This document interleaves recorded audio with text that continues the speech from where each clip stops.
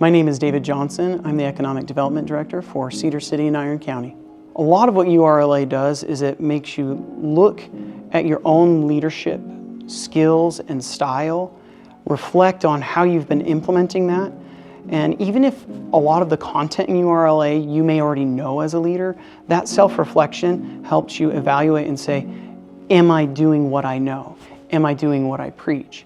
And then it gives you an opportunity to have discussion about that and have vulnerable, honest opportunities to reflect and discuss and to implement your leadership style, and hopefully moving forward, take that leadership style and refine it further to improve not only yourself, but improve the community and others that you're serving. One of the great opportunities that I have now is to be able to reach out to some of my peers, not only locally, but across the state, and say, hey, I have an issue that I'm addressing dealing with X, Y, and Z.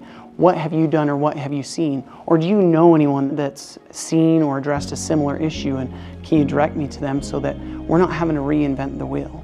So our project was to create something simple and practical that any community in Utah could use for economic development and how to guide discussions and decision making. The problem that we were trying to solve was getting everybody on the same page.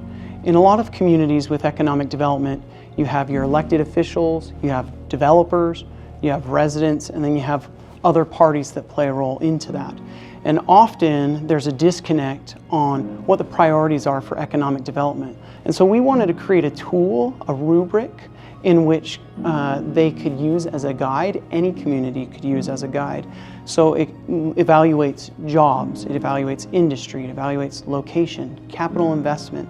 And communities can take this simple rubric, customize it for your community, and create kind of an objective grading system in determining what your priorities are, the level of public feedback you get in creating the initial rubric, and the level of public feedback that you get in implementing the rubric is totally up to the community, but it creates a guide for discussion and better decision making. What I would tell others who are considering being part of URLA is a couple of things. One, it's designed specifically to help you improve as a leader and to help you reflect on where your leadership can take you. Two, if you're going to do it, you need to set aside the time and be dedicated to putting in the effort that URLA takes.